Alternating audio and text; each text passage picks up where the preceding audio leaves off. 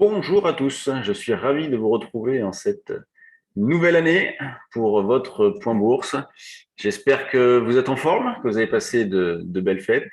Toute l'équipe se joint à moi, bien évidemment, pour vous souhaiter le meilleur en cette nouvelle année, que vous soyez en forme et plein de réussite dans l'ensemble de vos projets, et notamment le sujet qui nous concerne directement, le trading, avec une année 2021 quasi record, avec un CAC qui a terminé en hausse de quasiment 30%. Si on y intègre les dividendes, on les dépasse les 30%. Donc, hausse impressionnante. On sort de 2 années incroyables quand même. 2020 a été une année très particulière, 21 aussi, que nous réserve 2022. Eh bien, on le commentera tous les jours, que ça soit sur BFM à 10h30, que ça soit dans nos différents points bourse, et notamment le vendredi en direct. Et donc, ce matin, les marchés ont repris leurs bonnes vieilles habitudes, puisqu'on est déjà en hausse de quasiment 1% partout. Vous avez le CAC qui est au-dessus des 7200 points. Donc, la semaine dernière, il avait buté en dessous. Alors là, je suis un peu en galère de flux. Pas mal de mes abonnements sont arrivés à échéance le 31 décembre 2021. Donc, il faut que je fasse un petit peu le ménage. Donc, c'est pour ça que vous avez un environnement qui est différent de d'habitude. Évidemment, j'ai des systèmes de secours, mais c'est vrai que je ne suis pas aussi à l'aise qu'avec le reste. Donc, vous avez le cas qui est en haut à droite à 7211 points, donc comme je disais, qui a franchi les 7002, on butait en dessous la semaine dernière. Ce matin, un petit repli à entre 8h et 8h30, et puis, boum, accélération très violente. Donc, bien évidemment, il n'y a pas de changement au niveau de l'approche que nous avons. On cherche toujours à acheter sur des replis. La semaine dernière, on a pu le faire, même si c'était une semaine assez calme.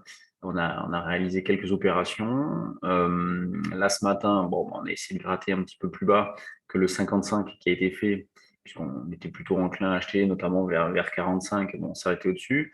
Là, maintenant, partant de 120, on va avoir une zone à 195. Donc, pour l'instant, je m'étais mis à 175 et j'ai placé l'ordre à partir du moment où on avait atteint les 7002.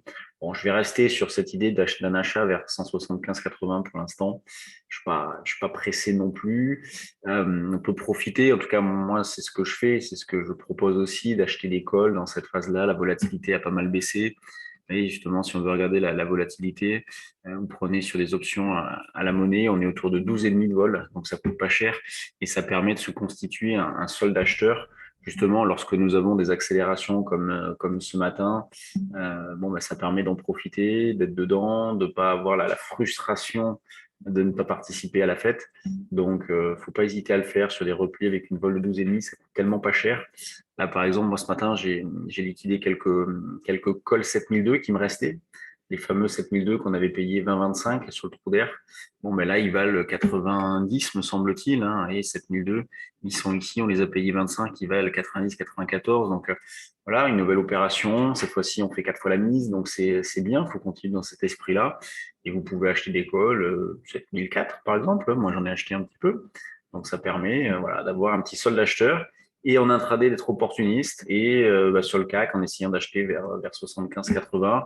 Alors, ce qui est important, vous voyez, on ne va pas se fixer d'objectifs dans cette phase-là, ça ne sert à rien. Il faut essayer de trouver des niveaux d'alerte. En pur intraday, on pourrait déjà avoir cette zone autour des 7125-30, considérant que si on commençait à passer en dessous, ça serait pas terrible. La semaine dernière, nous, ce qu'on proposait, c'était 7090. Alors, on s'est maintenu largement au-dessus, donc il n'y a pas eu de remise en question de quoi que ce soit. Là, on pourrait prendre 7130. Voilà, c'est ce qu'on essaye de faire de plus en plus, notamment sur le trade du jour, de proposer des niveaux de remise en question proches pour que vous puissiez prendre des décisions, soit sortir temporairement, soit alléger, soit couvrir avec des options, soit conserver, mais être prêt à sortir dynamiquement. Donc voilà, on essaie de gagner en dynamisme dans l'ensemble de nos services, et puis même dans notre trading, puisqu'on s'adapte à ce que les marchés proposent, avec des mouvements qui sont quand même assez violents, qui sont la plupart du temps en ligne droite. C'est un peu tout ou rien. C'est ça qui est parfois un petit peu frustrant. Mais sur les options, il y a des choses à faire. L'Eurostoxx, vous l'avez en haut à gauche de votre écran, qui est en nette hausse aussi, 0,90. Donc là, partant de 4326, bon, bah, achat sur repli, avec 310, et sinon dans l'esprit du CAC vers 300, et on va se retrouver d'une zone, on va dire 300, 305, allez, 300, 305 de pullback pour acheter sur un repli. Donc, ça serait plutôt pas mal. Sur le DAX, vous voyez, le DAX, vous l'avez ici. Bon, bah, on revient sur les 16 000. Donc là aussi, hein, on franchit les plus hauts récents. Donc, 1% de hausse sur le DAX. Alors, ce matin, alors la semaine dernière, on a acheté à 820 à plusieurs reprises. C'était le niveau proche que je proposais ce matin sur Telegram. Là. Mais bon, on l'a pas fait, hein, bien évidemment, puisqu'on n'a quasiment pas eu de repli. Donc, là, maintenant, 920, on pourrait remonter ce niveau-là d'une centaine de points. 920, ça serait bien. C'est un niveau sur lequel on a tenu ici. Ça ferait le pullback sur les plus hauts de la semaine dernière. 920, ça me plaît bien. Je pense que c'est le niveau que je vais mettre. Une fois que j'aurai fini ce commentaire-là, je vais envoyer le message pour dire qu'un achat sur 920 est possible. Hop, je diminue la fenêtre. Ouais, je la ferme carrément. L'eurodoll, pendant ce temps-là, lui, bon, ben, ne fait pas grand-chose. Hein. Il piétine toujours autant, très faible volatilité. On travaille vendeur, il n'y a pas de changement. De toute façon, jusqu'à 1,1550 au moins, on vend. Là, bon, on essaye, partant d'un 13,37, on aimerait bien vendre à proximité des plus hauts de la semaine dernière, donc à partir de 75 jusqu'à 85.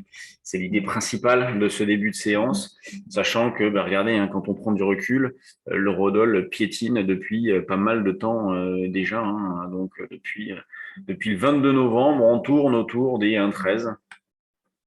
Donc, il n'y a pas de dynamisme. On reste sur une tendance de fond qui est baissière, mais il n'y a pas de dynamisme, juste une alternance de petits mouvements même, hein, haussiers, baissiers.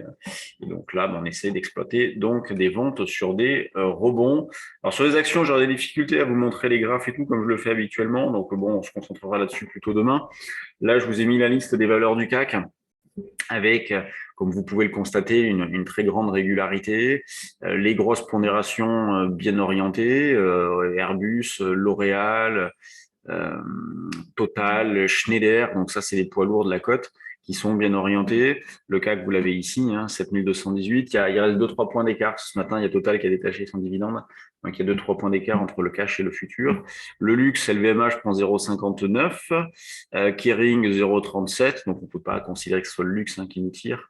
Hormis, bon, L'Oréal qui prend 2,5, mais LVMH, Kering. Que fait Hermès? Elle est où Hermès? Elle est là, 0,75. Donc, voilà, tout est plutôt bien orienté. Sur les actions, il y avait des choses à faire la semaine dernière. Cette semaine aussi, j'ai un petit peu d'activité.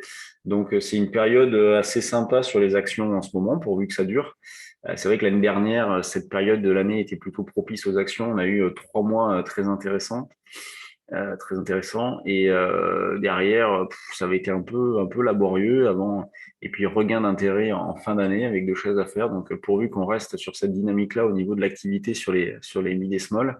Sur les grosses, c'est un peu toujours pareil. Il faut guetter des trous d'air de marché pour en rentrer quelques-unes. Nous, c'est ce qu'on a fait lors des précédents trous d'air, en rentrant par exemple du Stellantis, en rentrant du Vinci. Vous voyez, des grosses, et puis on a pu s'amuser sur des petites et moyennes. Donc, on va continuer dans le même état d'esprit. Voilà ce qu'il y avait à dire sur les marchés pour aujourd'hui. Donc, bon, mais à demain avec voilà, les graphes bien configurés comme vous en avez l'habitude. J'ai besoin de retrouver mes repères aussi. Et bon, mais encore une fois, hein, bonne année, plein de bonnes choses, plein de réussites. En ce qui nous concerne, nous sommes à votre disposition. Si vous avez des questions, de l'intérêt sur ce que nous faites, n'hésitez pas à nous contacter. Sur ce, moi, je vous souhaite une bonne journée. On se retrouve demain. Salut.